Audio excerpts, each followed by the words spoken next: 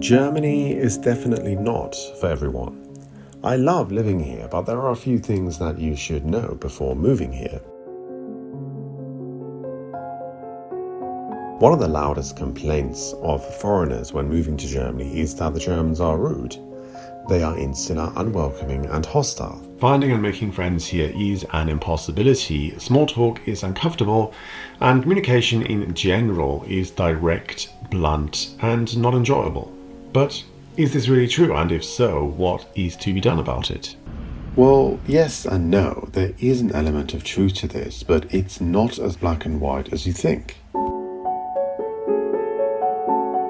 The topic of cultural communication and relationships is an important one. Most studies seem to show that we in the West are getting lonelier, more fragmented, and just less connected than ever before. And so this is something you should really think long and hard about before deciding to make a move and come to Germany. So I should preface this video with the fact that I am British. I have lived here now for over a decade, and I feel very much at home in Germany. But this wasn't always the case. I had to learn to like it here, to find my place, to fit in.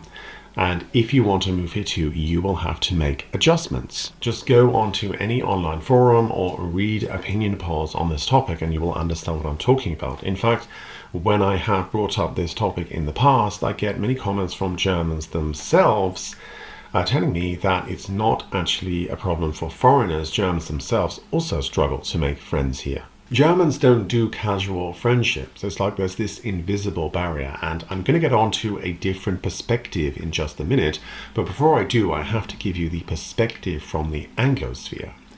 Now, there is, of course, a degree of variation. Germany is a big country, and depending on where you end up living, this might be more or less true or accurate for you. But in general, it is fair to say that people don't generally smile at strangers on the street here. People are serious. They may look at you, but the stares are rarely come across as warm. Small talk is a challenge, and just sort of general friendliness with strangers is not the norm. And this can feel cold and aloof. Even when you do manage to break the ice, it is true that communication here is very blunt. There's just a different way of communicating with people, especially in a work context.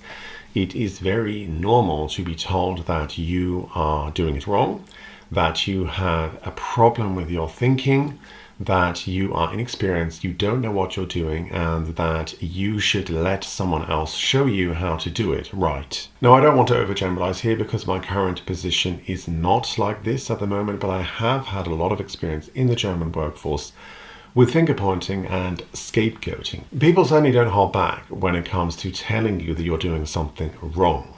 They'll say exactly what they think, and this can be brutally honest. They don't hold back. And the funny thing is about this, that when you push back, suddenly they're the ones that don't like it. It's like they can give it, but they can't take it. And in my experience, people here do not appreciate critical feedback. They don't want to hear that, but they want to dish it out. Now, I've talked about this in the past, and in many ways now, I think I actually prefer this more direct, blunt style of communication than the beating around the bush that is, very common in the UK. But I'll be honest, at the beginning, there were many situations where I would walk away from a conversation feeling bruised and attacked, and feeling like I'd done something wrong without knowing what it was. It was really isolating. Now, add to that the current tension that is building here. I'm talking about the general atmosphere. Germany's had a rough few political years, and it shows. It's not everywhere, but in some of the major cities, you see it in the headlines, you feel it on the streets. There's a weight to things here. People seem on edge. It's not obvious, it's not always there, but it's kind of somehow in the background and occasionally bubbles up. And when you're feeling isolated already, this just adds another layer of weight. If you're someone who is prone to introspection and self-criticism, it can often really feel like you are constantly doing things wrong, like you are not worthy, like there's something wrong with you, and that you don't belong. Germany has tested my resilience many times, and it's just one of those situations where you sink or swim, you adapt, or you end up leaving.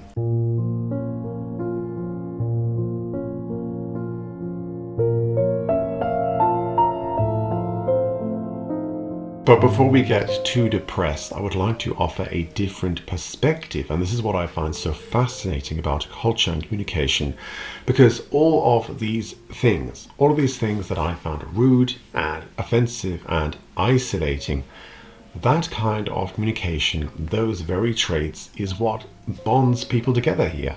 Honest, concise, direct communication is what is valued in Germany. Niceties and being polite and beating around the bush is actually considered rude, and it is also a reason for distrust. It feels like you are holding something back, like you have something to hide, and so people will not let you in if they feel that.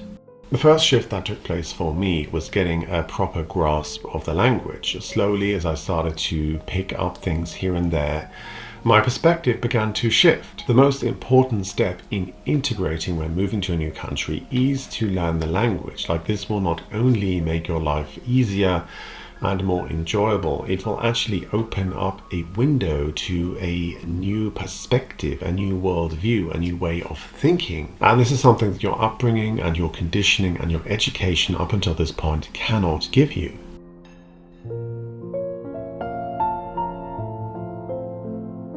Now, I'm not going to pretend that it happened overnight, because it didn't. It was a very slow process, one moment at a time.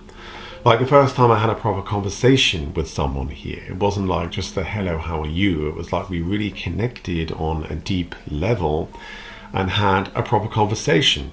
It made me realize that yes, Germans are not quick to make friends, but once they do, it's different. They just don't really do surface level. Friendships here are like roots. They run deep and they last. And a lot of people still hang out with their friends from school.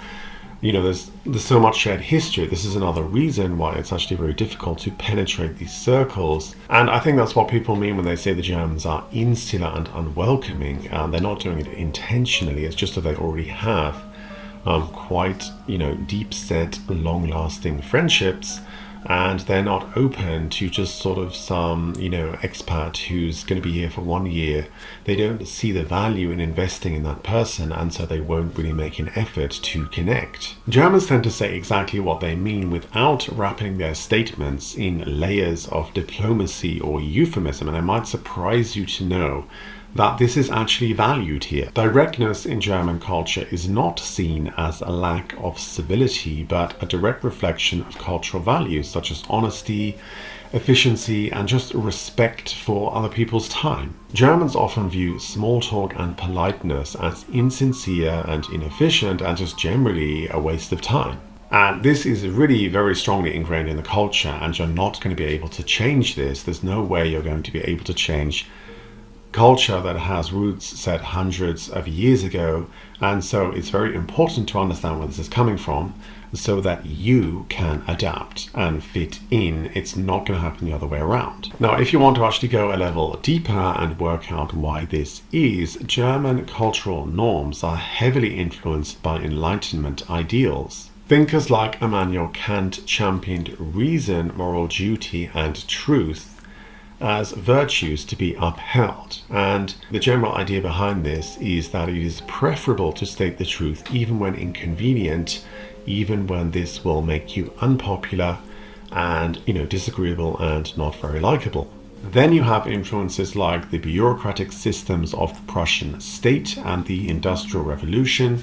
This led to Germany prioritizing efficiency and productivity, not just in work and economic output, but also in communication, verbal and non-verbal. So what we in the UK, and I would say in general the Anglosphere, view as polite, well-mannered communication is actually seen as rude, untrustworthy, and inefficient in Germany. Clear and concise communication was not only a social norm, but actually a practical necessity in maintaining order. And for those who say that was a long time ago, it doesn't really have any relevance today in modern society, well, maybe, but I think, the Protestant Revolution, which was spearheaded by Martin Luther, still has a huge amount of influence in today's society.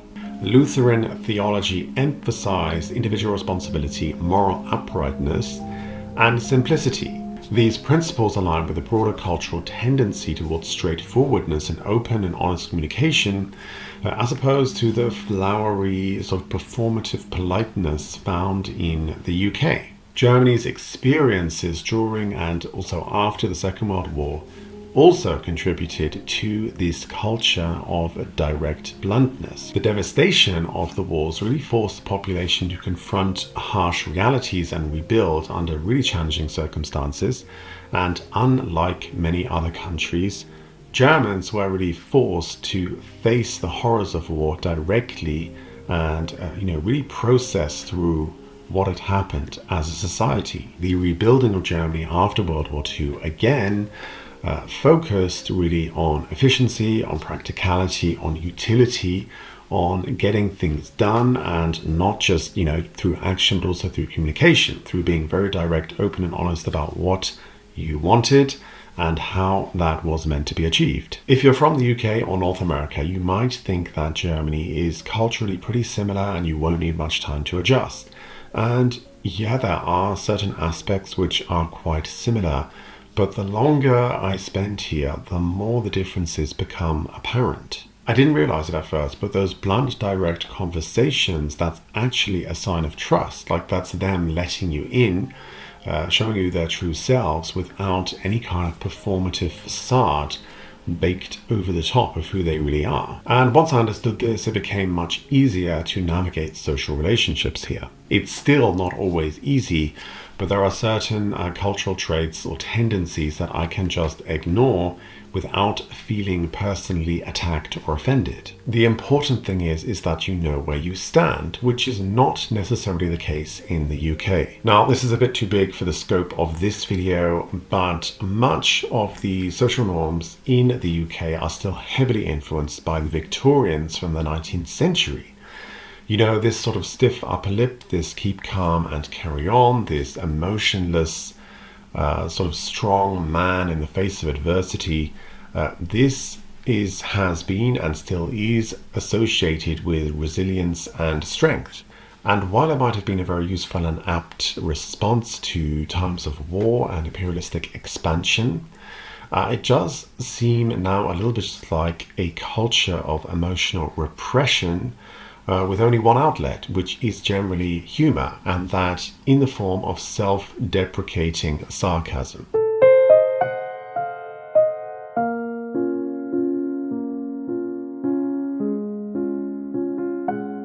It might seem a little bit weird for me, a bloke in my almost 40s talking about loneliness and relationships.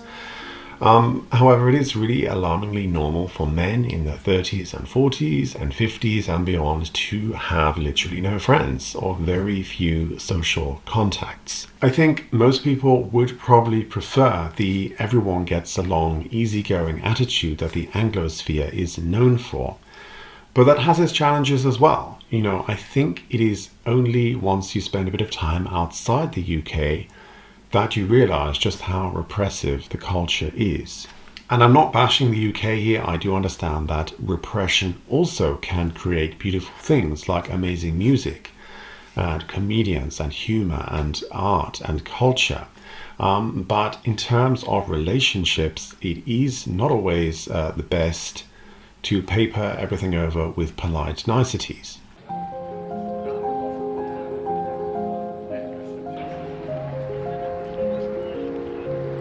Looking back, I realize how much living here has changed me. I'm more patient, I'm more open to taking things slow, and this could also be because I'm getting older, but I find myself really finding very little value in possessions and stuff and things, and spending a lot more time and investing more of my energy into relationships and experiences. Now that I speak German, I've made friends who I know will be there for me no matter what. And that loyalty, that feeling of really being seen and understood, it's something I've come to value. Germany has taught me that sometimes the things worth having don't come easy, and I wouldn't trade that for anything now. The place that once felt so foreign now feels like home, in a way that is deeper and more real than I ever expected. And so if you're thinking about moving to Germany, or maybe just visiting, I won't lie to you, it won't be easy. But it's worth it, if you are willing to put in the time to dig a little deeper, to invest your energy. I promise you, those deep relationships, that sense of belonging, it's here for you too. If you want to hear more of my ramblings, sign up to my newsletter down below. Other than that, take care, take it easy, thanks for watching, and I will see you in the next one. Bye bye.